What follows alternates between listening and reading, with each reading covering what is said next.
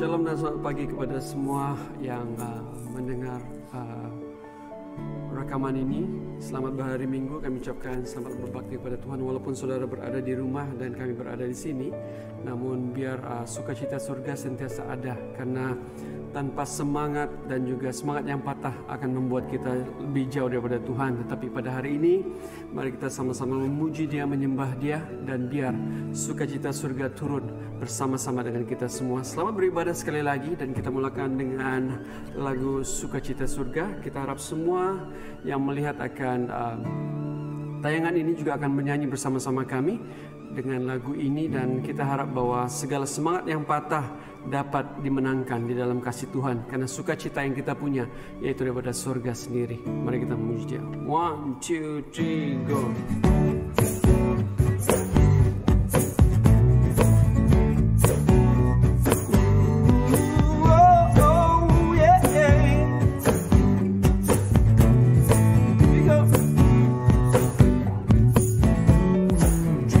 Sukacita surga, itulah kekuatan bagi jiwa. Dapat rasakan kasih-Nya di tengah badai yang bergelora. Go! Terima sukacita surga, itulah kekuatan bagi jiwa. Dapat saksikan kuasa-Nya, taklukkan badai yang bersama-sama. Haleluya.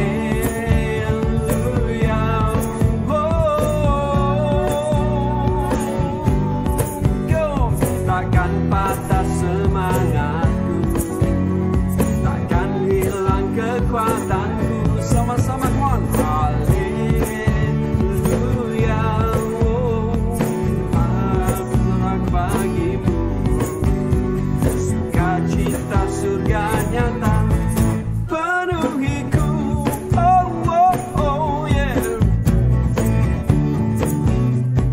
Lagi. Terima sukacita surga, itulah kekuatan bagi jiwa. Dapat rasakan kasih-Nya di tengah badai yang bergolak. Terima sukacita surga, itulah kekuatan bagi jiwa. Dapat rasakan kuasa-Nya, taklukkan badai yang bergelora. Haleluya.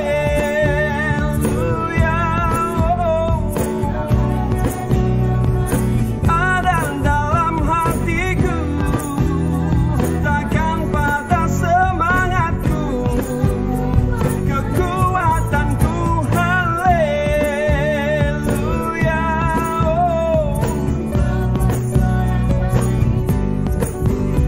Sukacita surga nyata penuhiku. Sekali lagi, haleluya. Haleluya.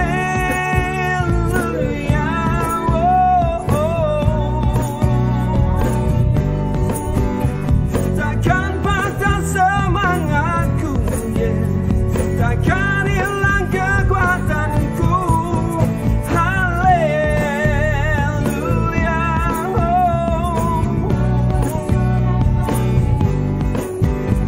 Sukacita surga nyata. Sukacita surga nyata. Sukacita surga nyata.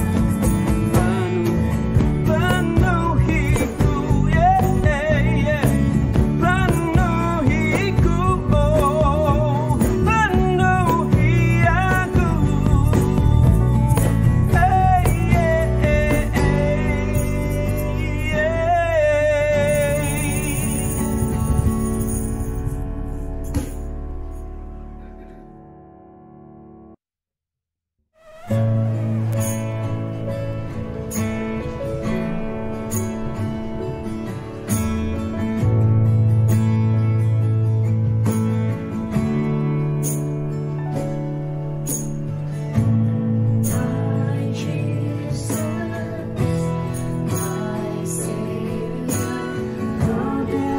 None like you.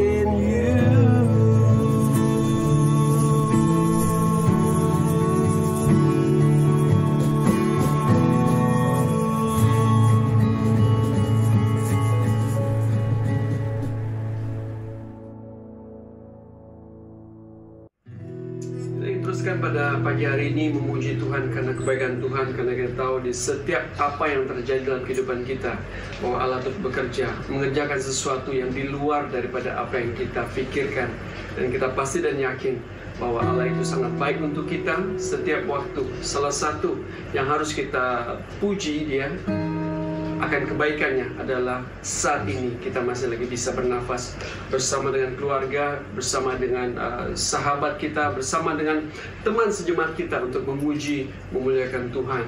Dan kebaikan Tuhan itu melebihi daripada segala-galanya. Mari kita letakkan kepercayaan kita, mari kita letakkan iman kita kepada Dia, Sang Pencipta Allah yang maha peduli untuk kita. Dan pada pagi hari ini kami mengajak Anda untuk bersama-sama menyanyikan lagu Sebab Tuhan Baik. Karena biar segala apa yang kita hadapi, kita tetap tahu bahwa Allah bekerja dan Allah tetap baik untuk kita semua. Mari kita nyanyikan Sebab Tuhan Baik. 1, 2, 3,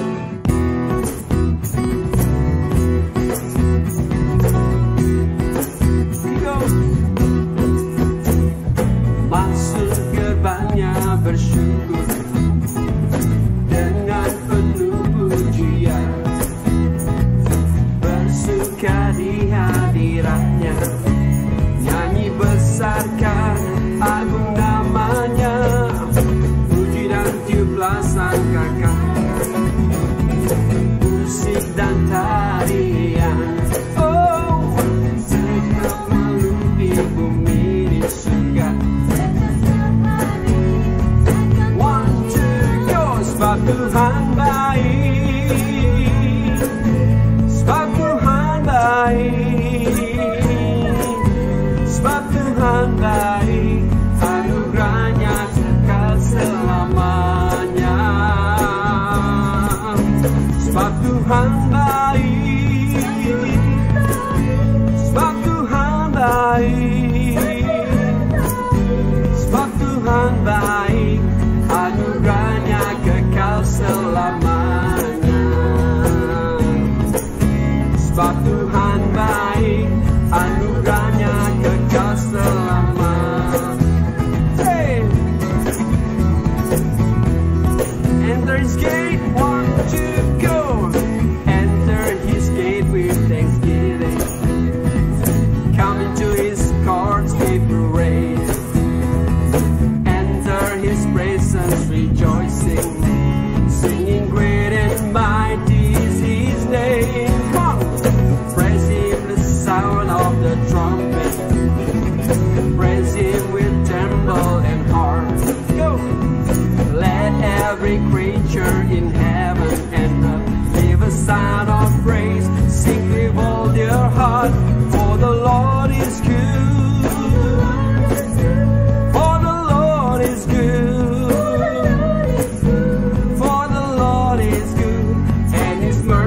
Endurance forever. For the Lord is good, for the Lord is good,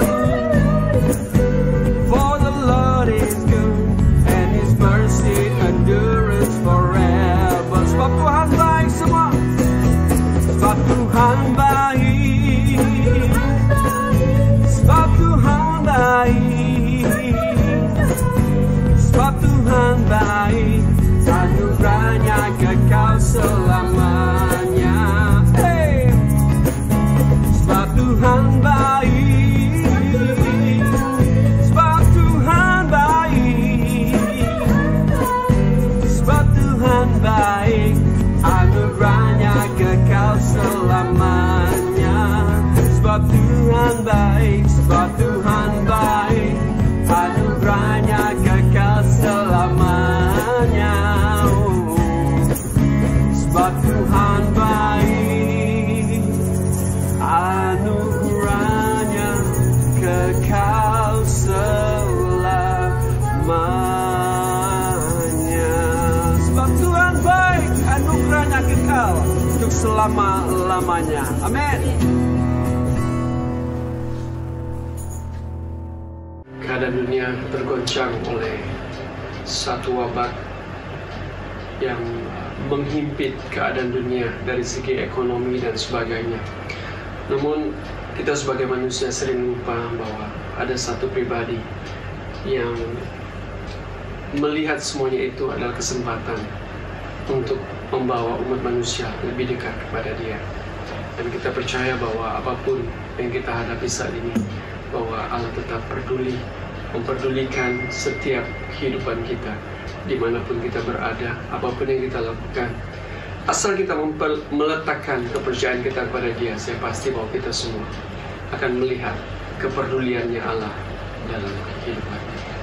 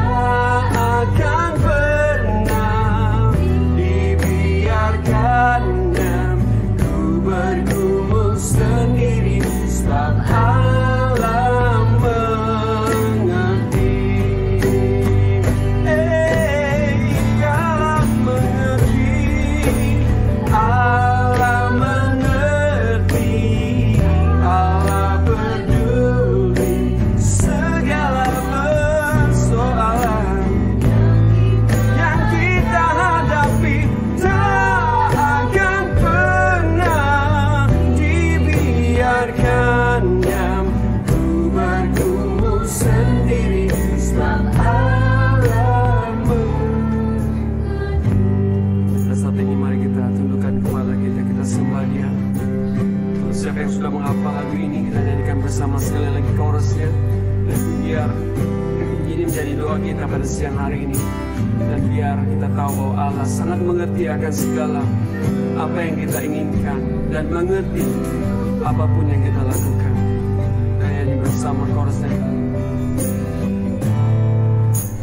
Allah mengerti, Allah peduli segala persoalan yang kita hadapi. Tak akan pernah dibiarkannya ku bergumul sendiri, sebab Allah mengerti. Sekali lagi, Allah mengerti. Allah mengerti, Allah peduli persoalan yang kita hadapi. Tak akan pernah dibiarkannya ku bergumul sendiri, sebab Allah mengerti. Allah mengerti, Allah peduli segala persoalan yang kita hadapi. Tak akan pernah dibiarkannya ku bergumul sendiri, sebab Allah mengerti. Ku bergumul sendiri, sebab Allah ku bergumul sendiri, sebab Allah mengerti.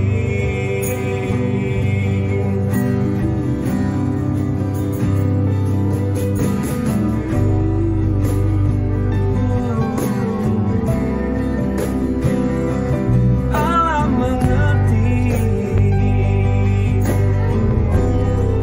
Allah peduli,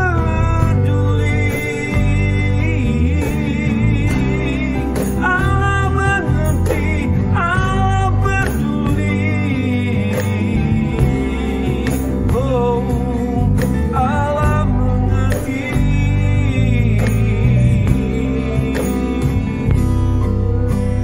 Ku bergumul sendiri, sebab Allah mengerti.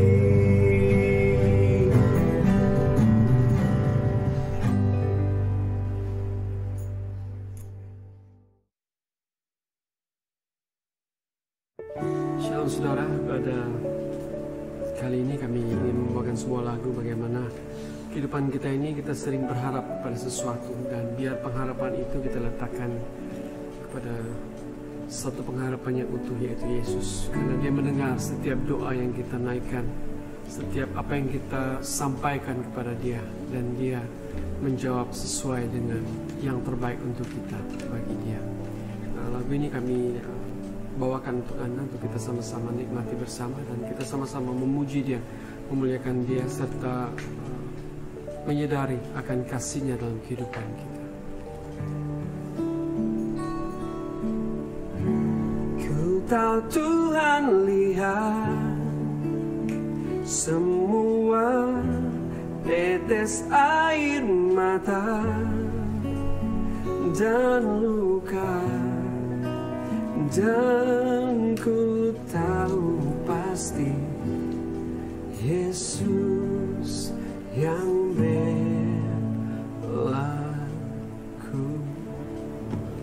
2, 3, 4.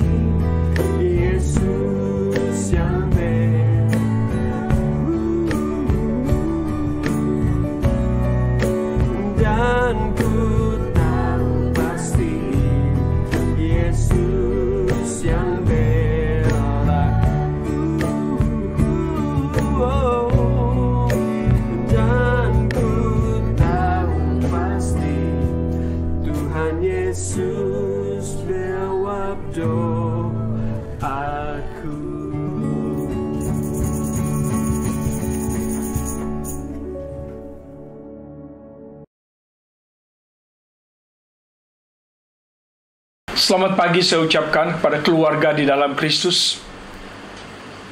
Kita mengambil kesempatan ini masing-masing berada di rumah.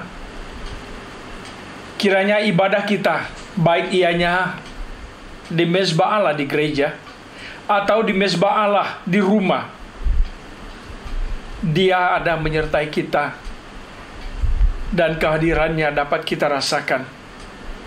Dalam Dia memberkati, dalam Dia melindungi.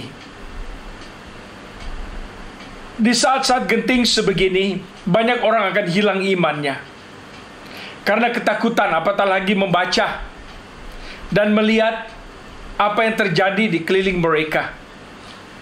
Dan banyak yang hilang iman kepada Tuhan.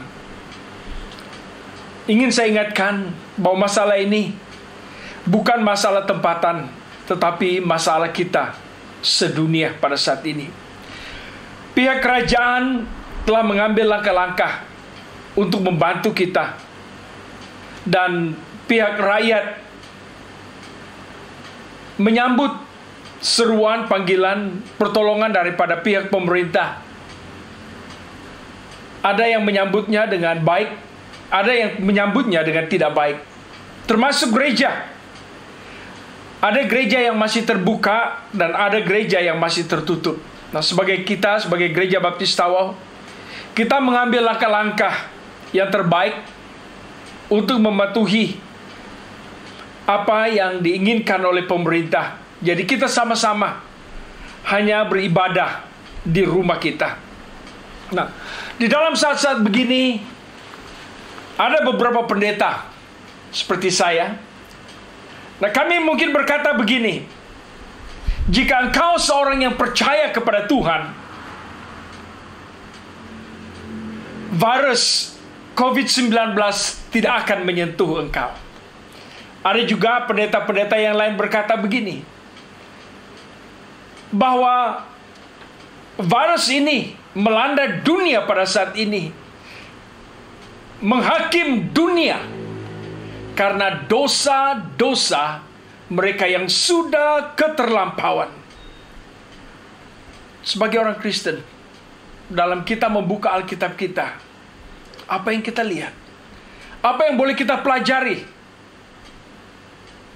Satu fakta ingin saya ingatkan di dalam keadaan begini, bahwa apapun yang saudara dan saya alami dan hadapi, kekuatannya tidak setara dengan Yesus. Saya ingin membawa kita mengimbas kembali fakta di dalam sejarah. Pada tanggal 26 bulan Desember tahun 2004, waktu tsunami melanda dunia, lebih 230.000 manusia lenyap, termasuk mereka yang beribadah di gereja. Dan kita bertanya, Tuhan, kenapa ini boleh terjadi? Kenapa Engkau tidak memberhentikan tsunami itu? Di dalam Markus pasal yang keempat, ayat yang ke-41, mereka heran dan terkejut waktu datang kepada Yesus, dan Yesus memberhentikan ribut yang melanda danau itu. Sehingga mereka berkata, siapa orang ini? Sehingga angin dan danau pun taat kepadanya. Ingin saya ingatkan kepada saudara, baik sejarah tsunami 2004, sejarah di dalam Markus 4:41 menyatakan di dalam Ibrani 13 ayat 8 bahwa Yesus itu tetap sama, baik kemarin maupun hari ini dan sampai selama-lamanya. Dia berkuasa. Dia yang tidak ada taranya kekuatannya. Jadi kalau kita taruh sejarah tsunami, sejarah di dalam Markus, kebenaran yang kita dapat ketahui dan lihat bahwa Yesus boleh memberhentikan bencana alam yang melanda dunia pada tahun 2004, tetapi dia tidak. Kenapa? Kenapa dia memberhentikan ribut di dalam danau? Dia Allah yang bijaksana. Segala keputusan adalah yang terbaik, dan kita hanya mengikut dan menurut kehendaknya. Karena di dalam semua perkara, baik ianya menyakitkan, merusakkan, di sebaliknya ada kebaikan yang Dia mau tunjukkan kepada kita. Ingin saya ingatkan di dalam Mazmur 33 ayat yang ke-11 berkata begini, tetapi rencana Tuhan tetap selama-lamanya, rancangan hatinya turun-temurun. Apa yang ditetapkan bagi dunia, bagi saudara dan bagi saya, kita tidak berhak untuk menukar, merubah. Kita sebagai makhluk ciptaannya, kita hanya harus takluk, tabah, dan setia. Ayub di dalam pasal yang ke-42 ayat yang kedua, dia berkata, waktu dia bertobat, dia berkata, aku yakin dan pasti bahwa rencanamu tidak pernah akan gagal. Apa yang sudah engkau tetapkan, ianya akan berlaku. Nah, saudara-saudari dalam Tuhan, waktu kita menghadapi COVID-19 yang melanda dunia pada hari ini, kita tidak tahu bagaimana. Kita berdoa siang malam minta Tuhan memberhentikannya. Itu tertakluk kepada kehendaknya. Kita hanya dapat berdoa. Jadi ada 4 perkara yang saya mau kita pelajari. Bahwa kamu dan saya sebagai ciptaan Allah ini tertakluk kepada kesia-siaan. Nah, ini mungkin tidak pernah terlintas di kepala kita. Kesia-siaan. Di dalam Roma pasal 8 ayat 20, 21, 22, dan 23, Alkitab berkata, hei, manusia yang dicipta oleh Allah tertakluk kepada kesia-siaan. Apa artinya kesia-siaan? Apapun yang kamu dan saya coba untuk merubah keadaan kita, sia-sia adanya.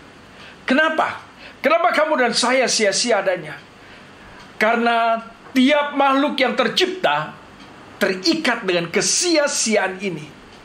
Yaitu kalau penyakit datang, kalau bencana datang, kalau kematian datang, kita hanya boleh menghadapinya. Kita tidak boleh mengatasi, melawannya. Karena semua itu datang daripada Allah. Jadi sebagai anak-anaknya, sebagai orang-orang Kristen, Rasul Paulus berkata, walaupun kamu ada Roh Kudus di dalam hati kamu, kamu masih menghadapi kesia-siaan. Dari mana datangnya kesia-siaan ini? Ia mula daripada Firdaus. Waktu Adam dan Hawa jatuh, manusia tertakluk kepada kesia-siaan. Waktu manusia jatuh di dalam dosa. Bezanya orang Kristen dan makhluk biasa di muka bumi ini, di dalam Roma 8 ayat 1, dia berkata di situ bahwa kita tidak tertakluk, walaupun tertakluk kepada kesia-siaan, tetapi tidak tertakluk kepada penghukuman, kepada penghakiman, kepada kebinasaan. Kenapa? Karena 1 Tesalonika 5 ayat yang ke-9 berkata bahwa Allah tidak menghendaki kita mengalami amarahnya.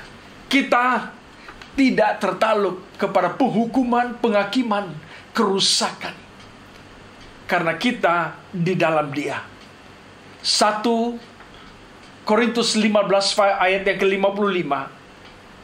Sengat kematian, sengat dosa, sengat kesia-siaan itu sudah mati, sudah diambil daripada kita. Jadi walaupun kita tertakluk kepada kesia-siaan, kesia-siaan itu tidak menindas, merusakkan. Ianya cuma cara Tuhan menyelamatkan kita.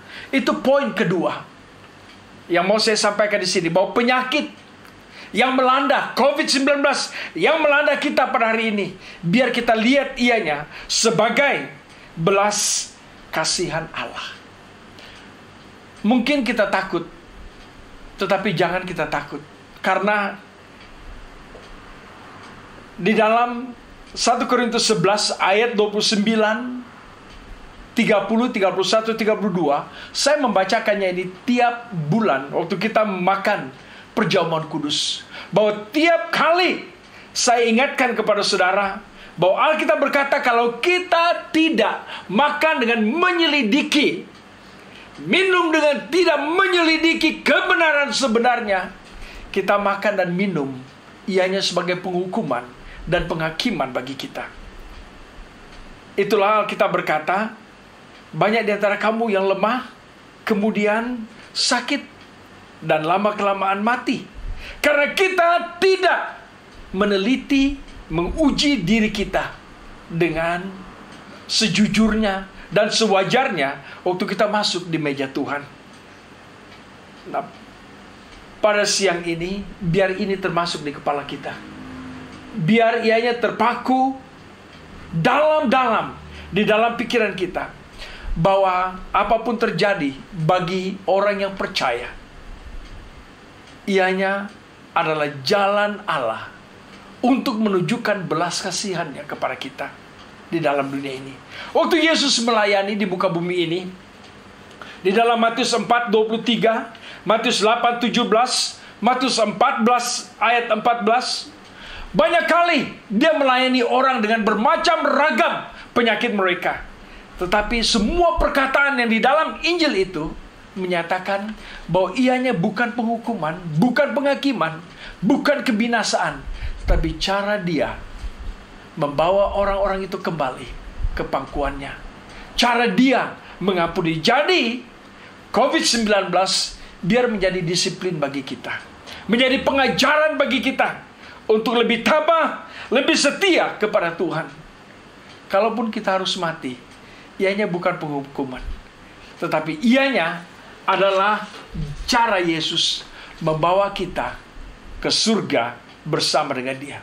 Nah, ini Poin yang ketiga, saya tidak pernah menyentuh di dalam pelayanan saya selama 43 tahun.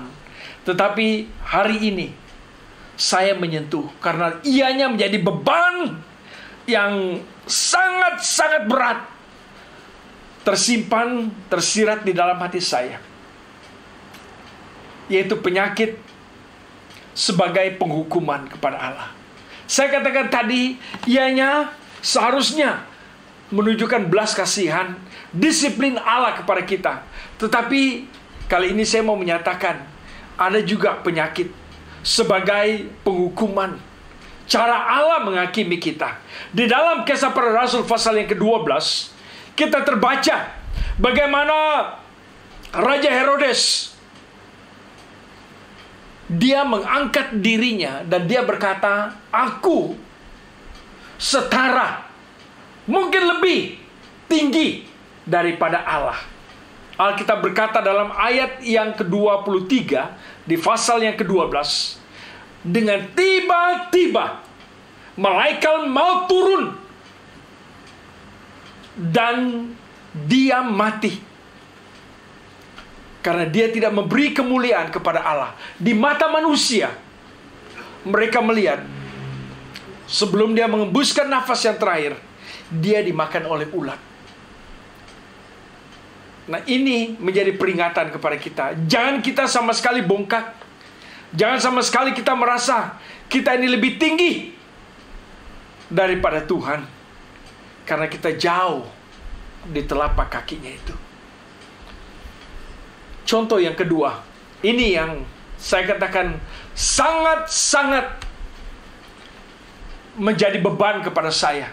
Di dalam Roma pasal 1 ayat yang ke-27, Alkitab berkata bahwa manusia dibakar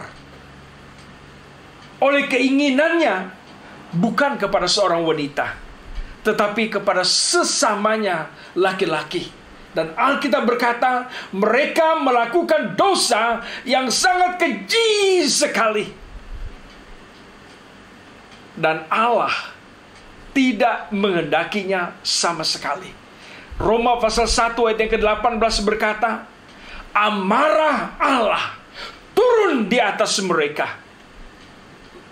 Saudara yang dalam Tuhan, dari 166 negara yang dilanda oleh COVID-19 ini, coba saudara imas dan telitikan, berapa dari antara negara-negara ini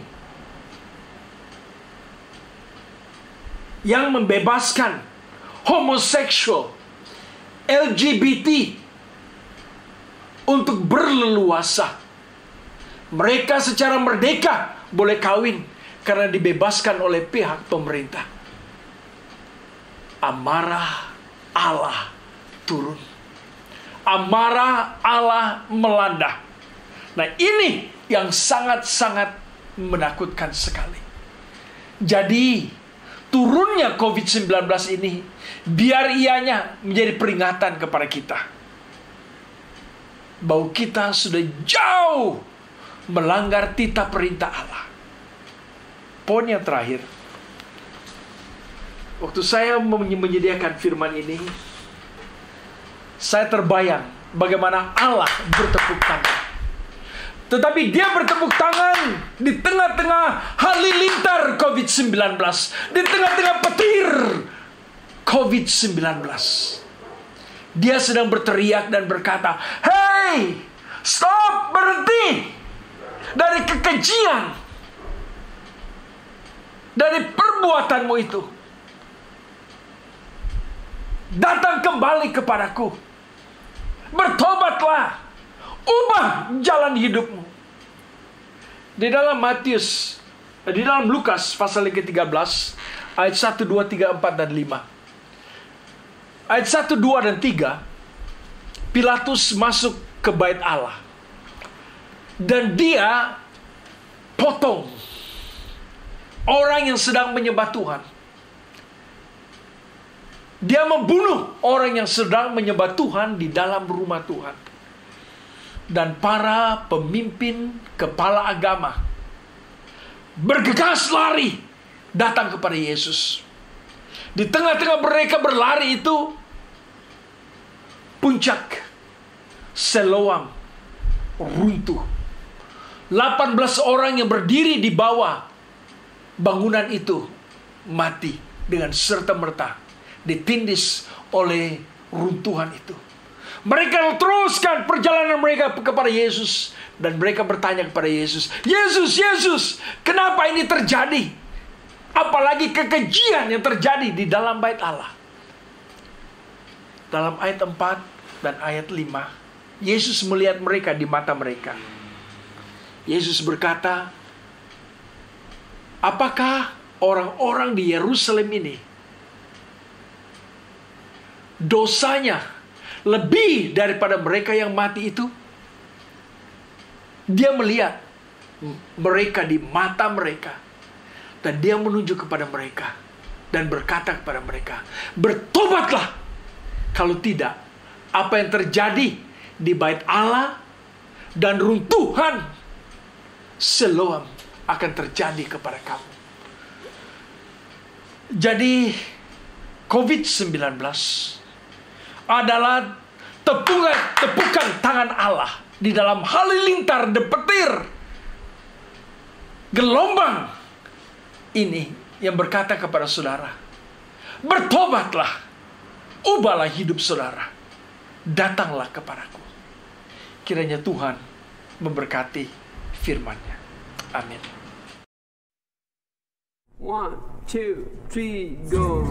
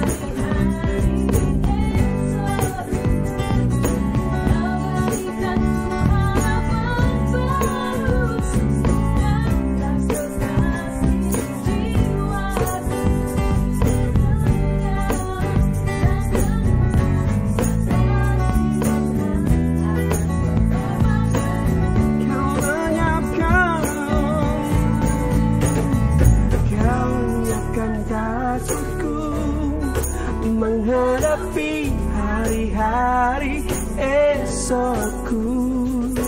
Kau berikan ku harapan baru.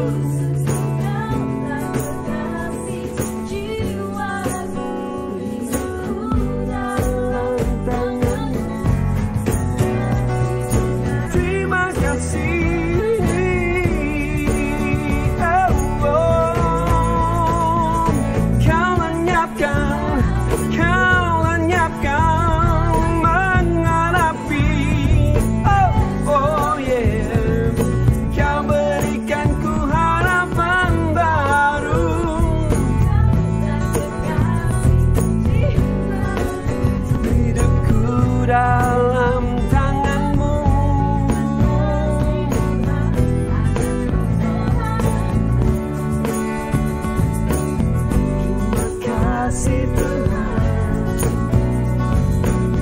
terima kasih Tuhan, oh, terima kasih Tuhan atas pengorbanan-Mu.